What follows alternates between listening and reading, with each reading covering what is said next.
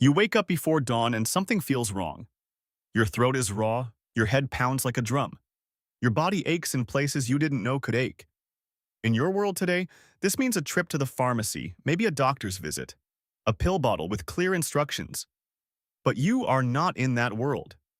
You were living 40,000 years ago in a small band of hunter-gatherers moving across an unforgiving landscape. And there is no clinic, no thermometer, no antibiotics. Just you, your illness, and the people around you who might, or might not, know what to do. This is what getting sick actually looked like for most of human history. You cough, and the sound draws attention. In a group this small, maybe 25 to 30 people, the average size anthropologist Richard Lee documented among the Ju Huansi-san of the Kalahari, everyone notices everything. There's no privacy in illness. Your cough becomes communal knowledge within minutes. An older woman, someone the group treats as a kind of walking medical archive, comes to sit beside you. She presses a hand to your forehead. She's not checking your temperature the way a nurse would. She's comparing it to a lifetime of remembered fevers, some that passed, some that didn't. This is the first thing you need to understand. Ancient humans were not helpless in the face of illness. They were observant. Desperately, necessarily observant. Every plant, every root, every strange behavior of an injured animal was data. Survival depended on cataloging what worked and passing it down, generation after generation, through story and demonstration rather than textbooks. The woman examining you disappears into the brush. You lie there, sweating, while children stare at you with the particular curiosity that children direct at anything unusual. Anthropologist James Suzman, who spent years living among the Ju Huansi, described how illness in these societies wasn't just a private struggle. It was a shared problem. When one person suffers, the entire group's rhythm changes. Hunting parties reroute. Foraging plans shift.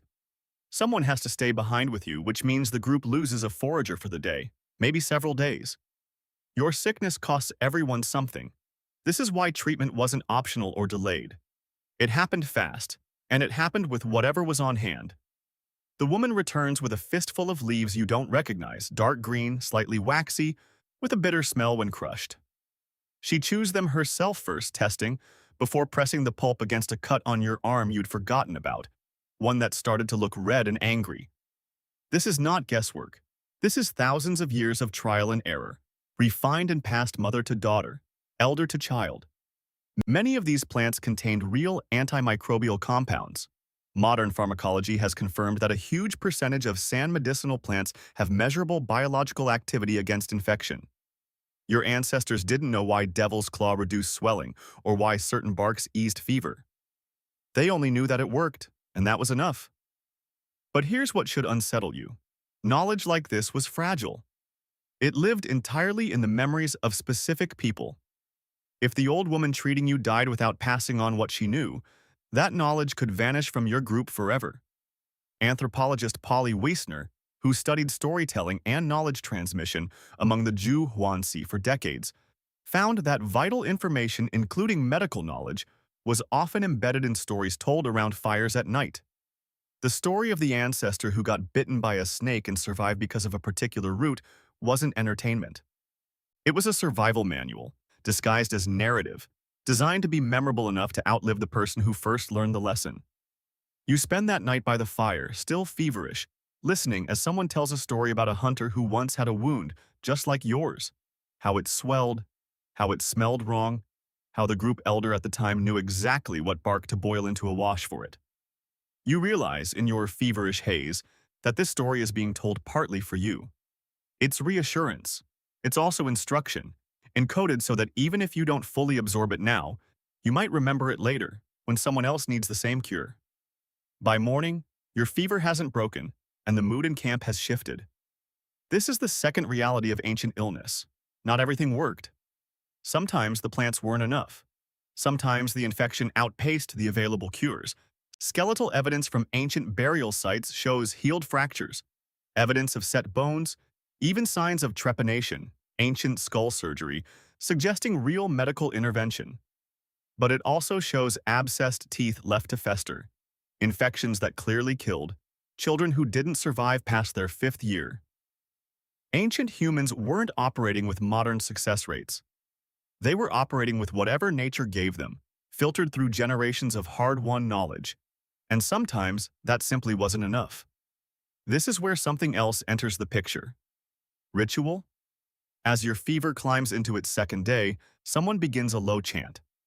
This isn't superstition dismissed lightly.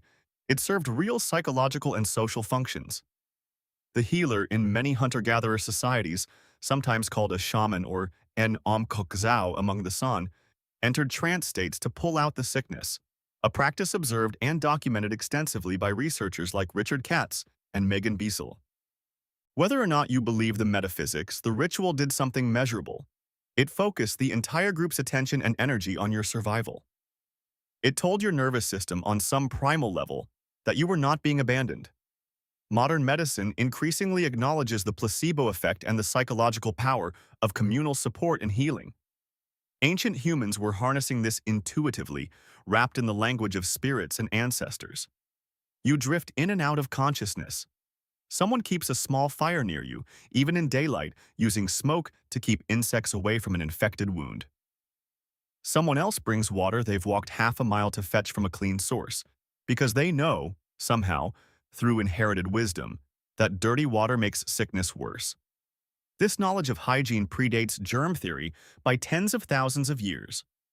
Richard Lee's fieldwork noted specific taboos among hunter-gatherer groups about food handling, water sources, and waste disposal, practical rules dressed as spiritual law because the ancestors will be angry, was often a more effective enforcer of hygiene than any scientific explanation would have been. By the third day, your fever finally breaks, you wake up drenched in sweat but clear-headed, and the relief in the camp is visible. People you barely interacted with before now check on you, bring you food, treat you gently. This is not just kindness, it's investment. You represent labor, skill, knowledge, relationships. Your survival matters to the group's continued survival. This is a crucial difference between illness in your world and illness in this one. There is no anonymity in sickness. Everyone is invested in your recovery because everyone depends on each other for everything. As you regain strength, you start to notice something you hadn't before. The sheer volume of accumulated knowledge surrounding you, hidden in plain sight. The specific way certain leaves are prepared. The timing of when to harvest a particular root, which changes potency by season. The exact chant that accompanies the setting of a broken bone, which isn't random but structured to keep both healer and patient calm through a painful procedure. None of this is written down. All of it lives in memory, practiced and refined by trial and error across countless generations, tested against the harshest possible metric, survival or death. This fragile oral system of medicine sustained humans for the overwhelming majority of our species' existence. Homo sapiens have existed for roughly 300,000 years. Written medical texts are only a few thousand years old at most. That means for over 95% of human history, every single medical treatment, every surgical technique, every piece of anatomical knowledge existed only in living memory, transmitted through demonstration, story, and communal practice. Consider what that means. The plants you're treated with, the techniques used to set your bones, the rituals performed over your fevered body. All of it survived because it was useful enough, often enough, that someone bothered to remember it and pass it on. Cures that didn't work were forgotten within a generation or two. What remained was a kind of evolutionary medicine, filtered not through laboratories but through the brutal, unforgiving trial of actual human survival. You're stronger now, walking again, rejoining the daily rhythm of foraging and moving camp. But you carry something with you that you didn't have before, a felt understanding of how thin the line was between health and death in this world, and how much that line depended entirely on the people around you. No insurance, no specialists, no second opinions, just observation, memory, plants, ritual, and the fierce collective will of a small group of people who could not afford to lose you. This is what it meant to get sick in the ancient world. Not an individual crisis, but a communal emergency, met with everything available, which, it turns out, was more sophisticated, more effective, and more deeply human than we often give it credit for.